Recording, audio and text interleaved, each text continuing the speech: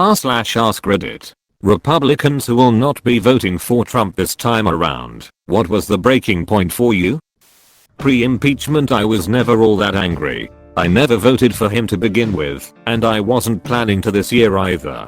I did vote for Mitt Romney in 2016 and 2018 because I just like most of the work he does for my state, despite other things. I was surprised by his vote to impeach, and even impressed in a way. I knew he had committed career suicide by doing this, but the backlash he got stateside, and from the Trump administration as well as the Republican Party as a whole was disgusting to me. When Mitt Romney was potentially exposed to COVID, and Trump sarcastically said, "Gee, that's too bad," all but expressing how little he cared if my representative lived or died. That was it. The president is dead to me until a new one is elected. Fuck Trump. 2020. I retain my political leanings. I'm a fiscal conservative with compassion for my fellow citizens.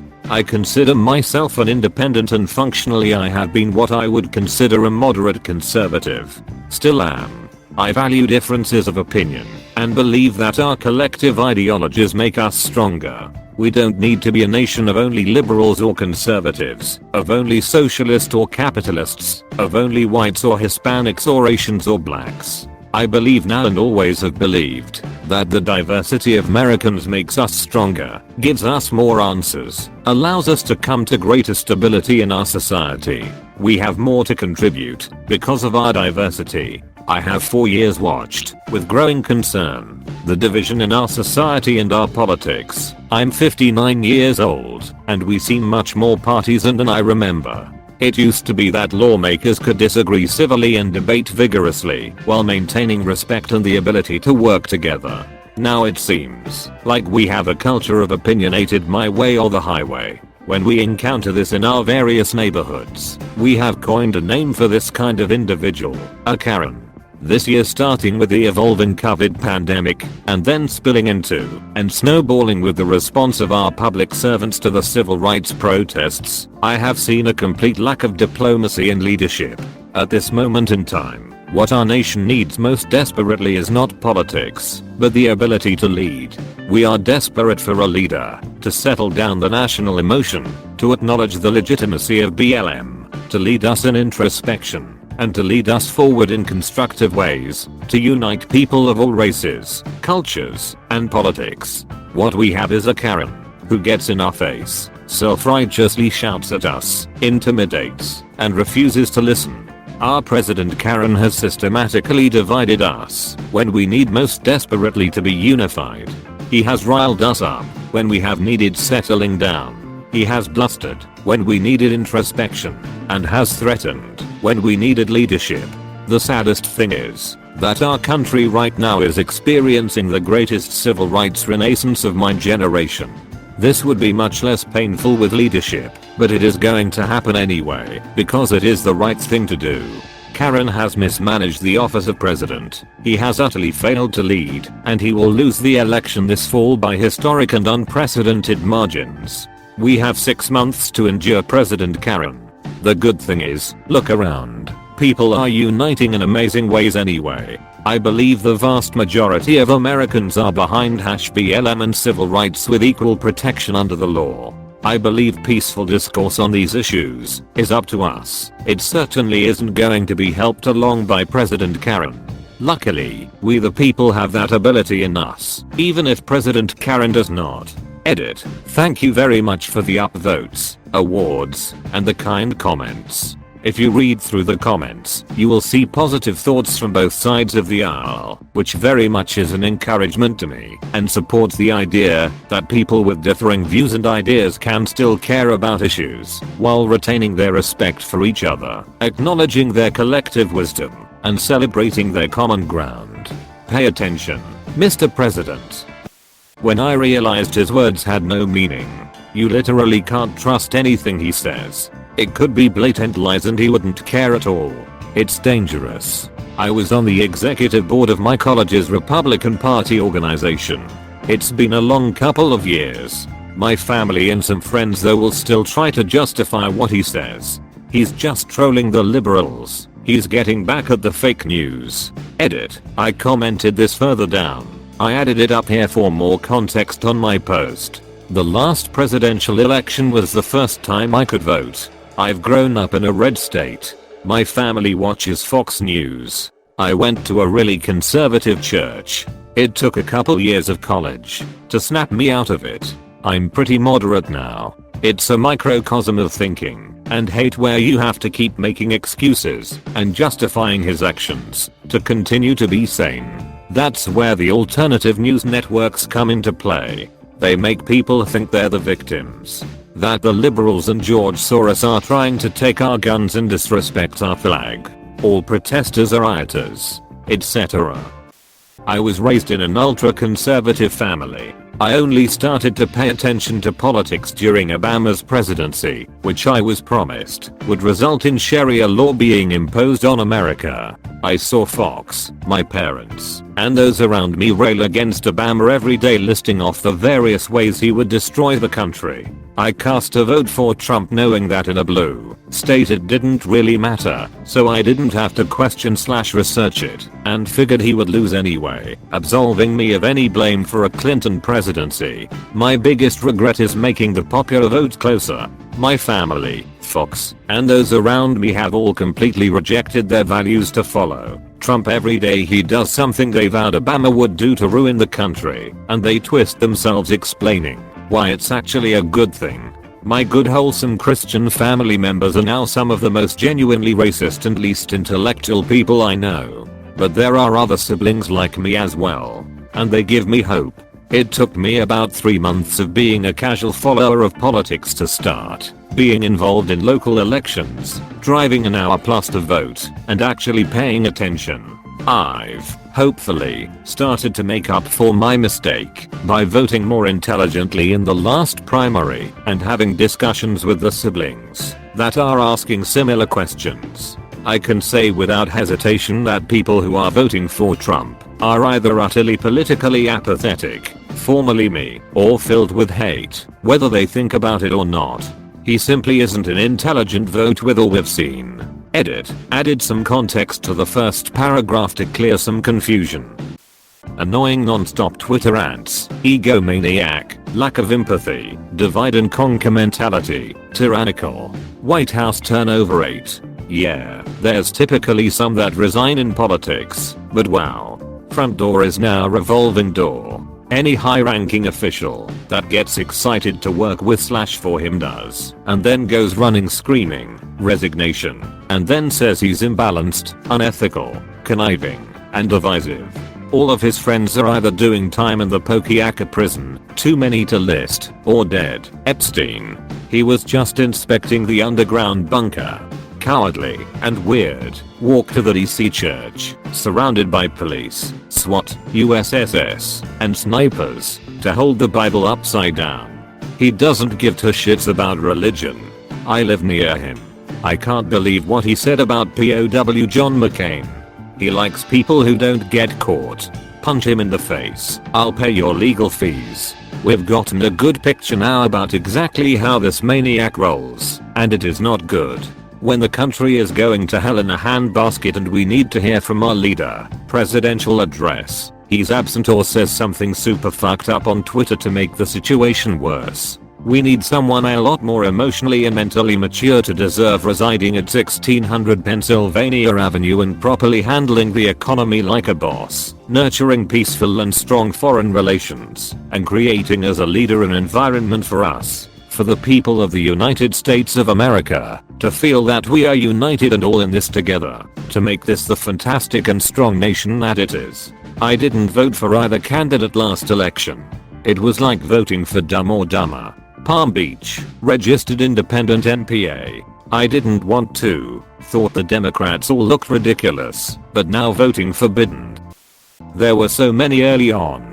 So goddamn many, but something that upsets me deeply to my core to this day was the separation of children, while also deporting a number of the parents to random parts of South America without telling them where they're going, for most of them to die within the first few months of being in some cases literally blindfolded and dropped off. There are 2 to 7-year-olds then and right now who don't know what the fuck is going on. or where their parents are, only for most of them to already be dead right now, or never seen again. It's one of the most fucked up things I think that has ever happened under an American administration. I know our country has done a lot and a lot worse, but he cemented himself as one of the worst and most evil presidents in our history so far by playing such a key, pivotal role in that. Edit 1. Justin Nielsen can go fuck herself. Edit 2. This was my first award, and the most upvotes I've gotten on a single comment. I have a lot to say about this, but I'm just sorry to all of humanity. The things we do to each other. Just keep faith, everyone. We will get through this, and the world one day will simply be a better place. Keep fighting the good fight, and be kind to your neighbor. It pays off in the end. A relative of mine messaged me about a week after the George Floyd protests had been going to inform me that she had seen a post I made online about it, and it moved her to tears. She told me she was no longer supporting Trump because he did not once speak out about police brutality and everything happening. I believe it is the fact that when she saw George Floyd's death, she saw her black family members in his place and realized she could no longer support someone who would let that happen. As much as I love her, her views have in the past been problematic and kind of racist, which hurt me. It was a shock to me that she flipped so suddenly, considering how awful he has been in the past. But I think when things become personal and threaten your family, it can be the one thing that shocks you into seeing the reality of things. I've always been a moderate conservative and consider myself Republican. Up until now, I've been apathetic about politics, much to my husband's dismay, as he loves talking politics. I was too busy with my kids the last 7 years to pay attention to how far right the right has gone.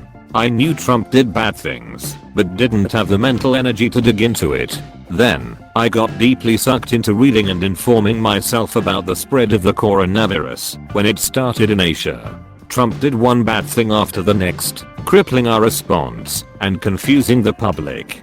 This resulted in a country divided when it should have been united against the virus. It all got my attention and enraged me. Finally, I saw the petty and selfish things Trump has been doing. The pandemic has really shown everyone's true colors. Then George Floyd was murdered, and peaceful protests were met with more brutality. Trump encouraged the violence and orchestrated a brutal, unconstitutional clearing of peaceful protesters to get a photo op. That was the last straw. I started to look into Joe Biden. I'm no Biden supporter and never paid much attention to him. I also heard rumors of his negatives: old, creepy, senile, and makes tons of gaffes. Compare this to what damage Trump has done in the last 6 months. I'll take the creepy, rambling grandpa. Then I watched his interview by Trevor Noah. Color me surprised. He's quite eloquent and way more human than Trump, who acts like a toddler. Biden has got my vote. My fundamental beliefs haven't changed, but the Republican Party has devolved and is led by a narcissistic, petty, racist, childish coward. We cannot have 4 more years of this. I was a lifelong Republican until Trump was nominated in the primaries last time. I couldn't believe my party could support a man like that. I didn't vote for him last time, but I voted Libertarian. As much as I hate contributing to a 2-party system, I will not throw my vote away again this time. Honestly though, I've done a lot of soul searching in the last 4 years and I 100% do not align with Republican Party values anymore. I don't care who they put in that position. They are dead to me, and they only have themselves to blame. I voted all blue in the midterm elections for the first time in my life, and I will be in November too. There are too many things to list. Everything he has accomplished in his presidency comes with a huge asterisk next to it. He repealed Obamacare, but in reality he just replaced it with his own shittier version. His tax reform just leads to more deficit spending. His trade war took money out of my pocket, and the farmers who were supposed to benefit had to get bailed out. His stupid wall that never got built, good riddance. His blatant disregard for legitimate risks to election security, foreign meddling, not mail-in ballots. His lack of response to coronavirus, followed by his inability to respond to coronavirus. and the several racially charged issues that have plagued his presidency are just a cherry on top. I used to consider myself a conservative, but I don't even want to be in the same room with those willingly ignorant pricks anymore. I can't go on the internet without becoming irrationally angry at the stupidity that I hear from his mindless drones. At this point, I consider myself aggressively moderate. Don't try to pull me to either side of the aisle. I'm just going to hunker down here with my Reuters and app news and fact check the shit out of everything. Come at me. I have independent and reputable sources. I'm ripped. His foreign policy in relation to Turkey. He is propping up a brutal Islamist dictator dreaming of reviving the Ottoman Empire by looking the other way whilst Turkey invaded the sovereignty of Greece, Cyprus, and Armenia. When Erdogan visited him last year in DC, I protested. Support for that man is equivalent to war crimes, especially against innocents in northern Syria. I mean, TBH, his entire foreign policy is a joke. When Mattis and Tillerson left, we knew it was gonna get bad. But, it got really bad. Edit, this blew up, so I'm going to make some things clear. 1. I'm from America, New York City. Went to college abroad so picked up some British words. Hence whilst.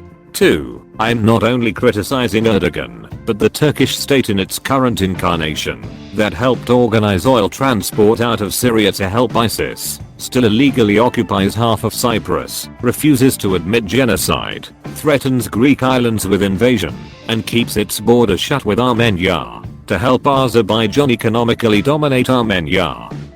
I used to be a Republican up until a few months after the last election. The breaking point for me was how hateful Trump supporters became. They would take the bold things he would say and use them to insult anyone who didn't agree with Trump or his ways. I just could not stand to be associated with so much hate. That and Trump is fucking insane. But his supporters just kind of brush that stuff under the rug because, well, they're Republican, so they have to accept him. I don't believe it should be that way. If someone isn't doing the right thing, you shouldn't just be okay with it, because that's your political belief. But such is the way a lot of things are in America. I've chosen to just not associate with a political party anymore. Edit, I just want to state that I was aware of the hatred leading up to the 2016 elections. One of the reasons I'm no longer Republican is because I realized the error in my decision. I'm sorry I did not make the decision I did until after the election. My only excuse is prior ignorance and close-mindedness. And yes, I will be voting. This is a difficult question. For context, I'm 22, and 2016 was my first election. Anyway, here goes. I didn't like him when I voted for him. Edit, I supported Kasich in the primary and ended up voting Cruz because he had the best chance of beating Trump in my state of Indiana. I really only chose him because he wasn't Clinton, and as I'm a conservative, there were some things he pushed that aligned with my views. However, since the election I have been progressively less and less impressed with both him and my party. It's hard to point to exactly one thing that pushed me over the edge, but the major events that catapulted me away from him are probably the following. 1. Grab him by the pussy. 2. Mocking a disabled person. My brother has Down syndrome, so this one really gets to me. 3. His tendency to nickname everyone he competes with, Lion Ted, Crazy Bernie, Sleepy Joe, Crooked Hillary Do Nothing Democrats, etc. My dad repeated one of these a while back, and I'll let him know that, if he continued to use these terms, I would instantly lose much of my respect for him. 4. His mockery of John McCain. 5. Most of the gut handling of the impeachment process, and especially Romney's speech in favor of impeachment. 6. His photo shoot in front of the church after tear gassing the entire place. 7. Perhaps the biggest one is the impact I've seen on the people around me. After the 2016 election, people I had tremendous respect for suddenly became extremely hateful and vindictive. Perhaps it was always there, and I was too young to notice it, but it was striking. More generally, I'm sick of America's leader, and to a lesser extent, its people, being the laughing stock of the world. I'm no fan of Biden, and didn't really like Obama that much either, but enough is enough. In hindsight, maybe I should have realized all of this sooner, but I really wanted to like him. After all, some of the things he had done happened years ago, and I believe people can change. Beyond that, he was the candidate I voted for.